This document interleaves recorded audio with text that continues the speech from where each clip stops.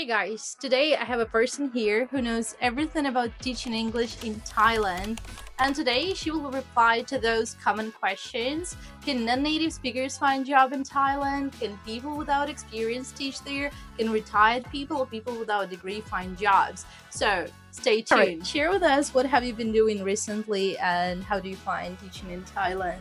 I'm working in Thailand for a year in an international school. Do you like it? And I would say not really. It's not the best experience I had. Why not? What's the thing that you don't like? I don't really like the school's management because it's a very big school and I have like a very small department, so it feels like the manager doesn't have time for us. And then also, I think climate is not my thing. All right, yeah, it's not for everyone. A lot of people are saying that non-native speakers cannot teach in Thailand. Is it true? No, because I'm not native, right? So. All right. Yeah, was it difficult to find a job? No, I wouldn't say so. I think it took me around 2 weeks to 1 month to find a job, and it was pretty fast. All the HRs really wanted to find a teacher, so it was quick. Though I didn't have a lot of responses, had maybe like 2 or 3. Do you think that non-native speakers and native speakers are treated differently? Yeah, definitely. One of my colleagues has much more money than like other non-natives just because she's native. That's cool. That's good for her. Yeah, good for her. I mean, she's good, but it's just based on the country you were born. All right. And then my next question is, a lot of people say that you can't really work in Thailand without any experience. Is it true? I wouldn't say it's true because I also have got some colleagues that have no experience in teaching. They just got a degree in some subject, for example, science or math or anything related to school. And they are just teaching, they're experiencing it for the first time, but it's fine. So there is no requirement from the government that teachers should be experienced? Yeah, I would say it can be like that too. All right. So it depends on school, actually. Some schools, they're very strict and they can be like, oh, you have to be like 5 years or 10 years in education field. And some of them, they're like, yeah, come, you can just try. All right. So the next question is also very common. A lot of people do not have a degree. They have like equivalent to this degree, or they have some courses they pass, but they don't actually have a bachelor degree. So is it also possible for people to find a job without a degree? I would actually say no. If you don't have a degree, you will not have a job right away, but you can have some steps to approach to it, because some of the teachers, they actually study in Thailand, and it can be a university or a college. Ooh. And you can just work and study together, and it's fine for a school. Isn't it too difficult to work and study simultaneously? I don't think so, because usually it's some kind of language courses, and it can be even like TEFL or TEFL course. Wow. You're passing, so it's actually very useful too. Do you know anyone who's on this program? I do. I know like some of my colleagues, maybe 2 or 3 of my colleagues, they did that. Wow, apparently that's a big thing. So guys, if you don't have a degree, apparently you can still get a job. It's just like extra hustle, right? You have to do some stuff. Does it affect your salary, like if you don't have a degree? Say that pretty much everyone has the same salary. Pretty much. All right, so there's no big difference. I'm pretty sure you were guys interested in what's the salary range.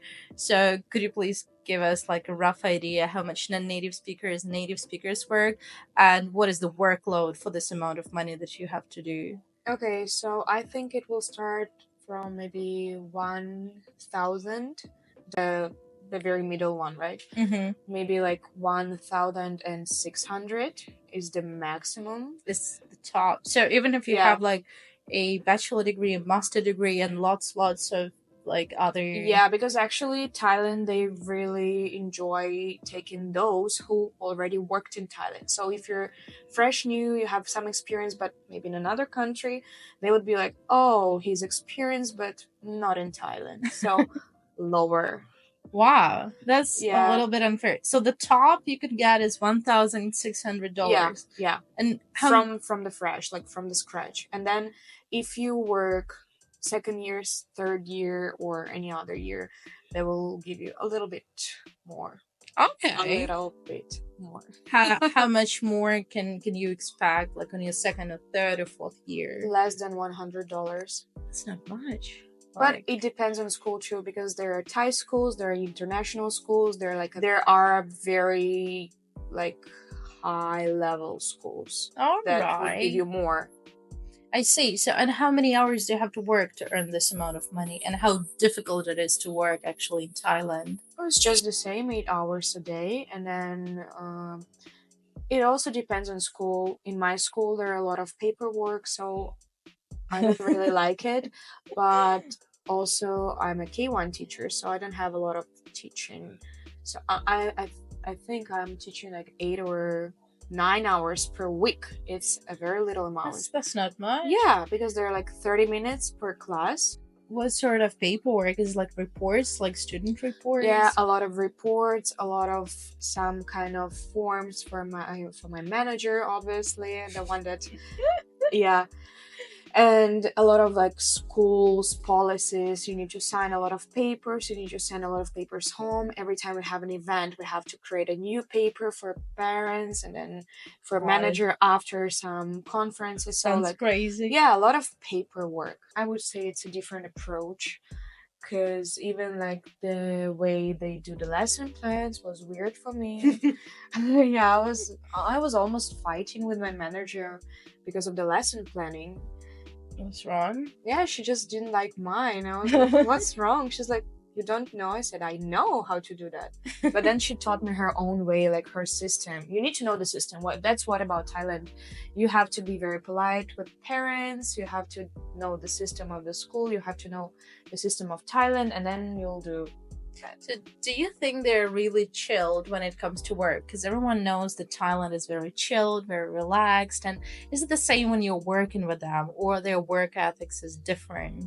I would say Thai people are chilled, but other people like us, all the immigrants, they're not chilled. So it gets harder to balance between Thai people and not Thai.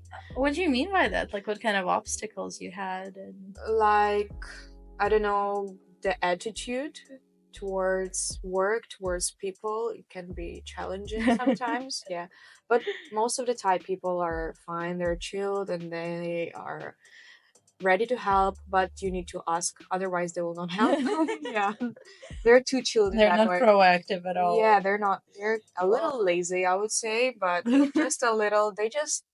They take it slow. They're like sabai sabai. Yeah.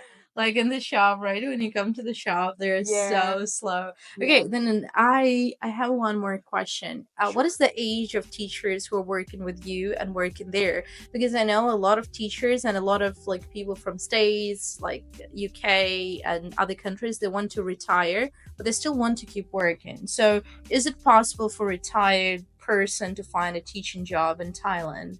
Like, how feasible is it? Retired, like how old? Like 70? Like about 60 years old, or I can say that even in my school there are a lot of like elders.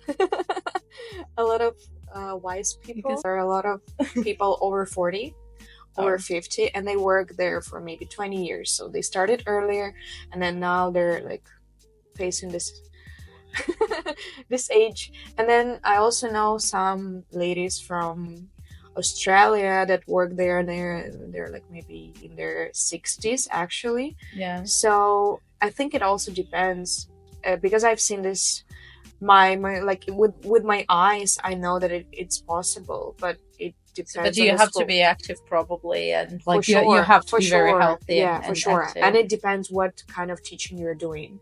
Like not PE, definitely. I think they will not do this.